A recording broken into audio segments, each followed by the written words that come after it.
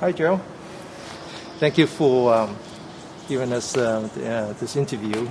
This is the second time that we have this conference. I understand that there are about 200 participants. Any chance that you could give us an update? Well, like you said, this is the second Sharkfest. Due to scheduling constraints, well, first off, this Sharkfest is at Stanford University. I've never been here, and I must say that this is a gorgeous campus, and this was a really great place to have the conference. We have fewer people this year. I'm not sure if that's due to the economy or the fact that we conflicted with a large HP conference, but that was a lot of feedback that we got. But the conference went great. We hold this each year to get Wireshark users and developers together and to let the community meet face to face, because it is such a large distributed community. And last year was a great success, and this year was a great success, and I'm really happy about that. Mm-hmm, mm-hmm. Any difference in the participants? Kind of what's the mix between developers and users this time? The vast majority of the users are general users, and the conference track, the talks reflect that. But we do have last year and this year tracks that were limited to developers only, and they were pretty well attended. I think one notable exception was the very last session. We were competing with both Laura Chappell and Betty Dubois for the general user sessions, and we maybe had a dozen people, but that was fine. We were more than happy. With that. Mm-hmm. Yeah, and so give us the status of the Wireshark now. Okay. Last time we talked, you had just released 1.0. Mm-hmm. This time we released 1.2. Last year and this year I tried to time a release with the first day of Sharkfest.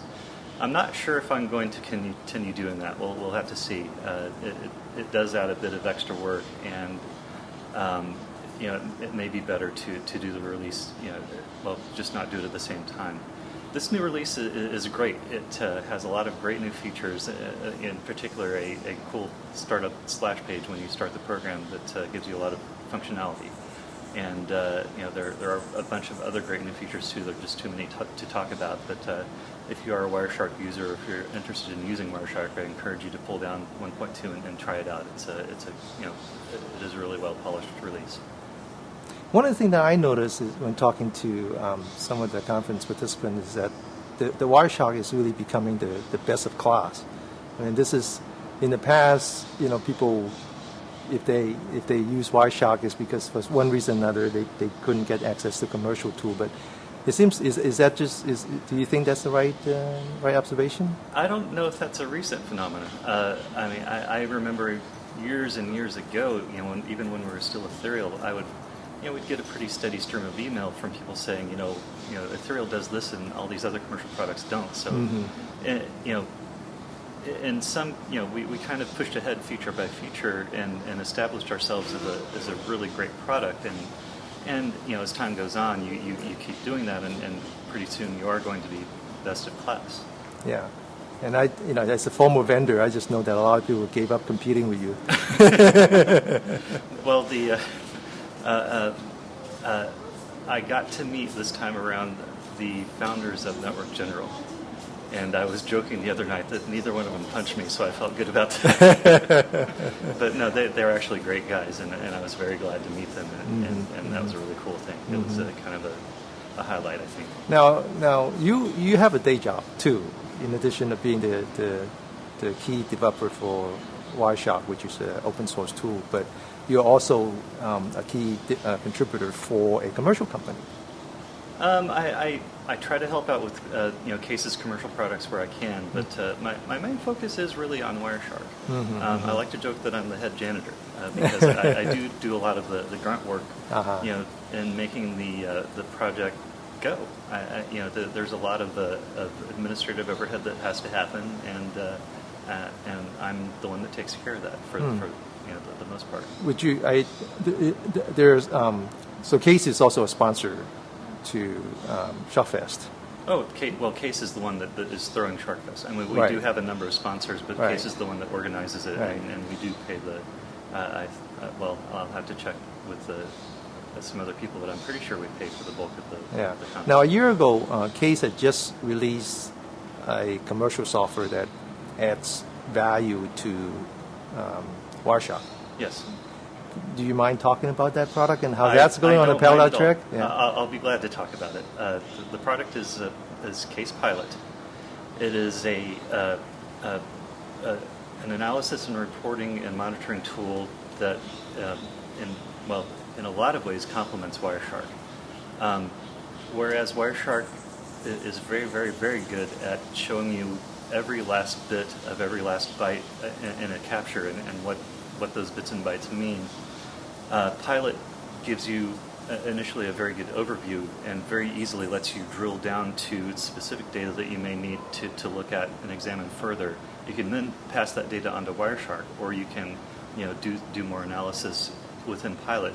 Within Pilot, you can also do a lot of reporting where that Wireshark doesn't necessarily let you do. And the two products really, really do complement each other very well, and I'm proud to be involved with both of them. And we hear a lot about both this time. Yes. Yeah. Well, we have just a few more minutes left. Okay. I don't want to hit the YouTube limit here. You want to kind of give us a glimpse of what you have planned for next year? And, of course, a year from today, there will be world peace and we're completely green and the economy will be booming again. I think, well, I'd like to have more Sharkfest. I love this. This is great. I love, bringing all these people together, being able to do that, bring everybody together and meeting face to face. And I think it really helps to further, not only Wireshark along, but the community as well in Case. And I think it's a great thing. I don't have any specific details. We, probably won't be, nothing is really going to gel for several months, I assume. Mm-hmm, mm-hmm, mm-hmm.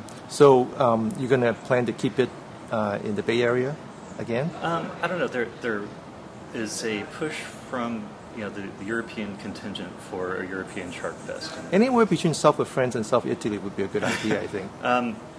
The Italian Alps have been suggested.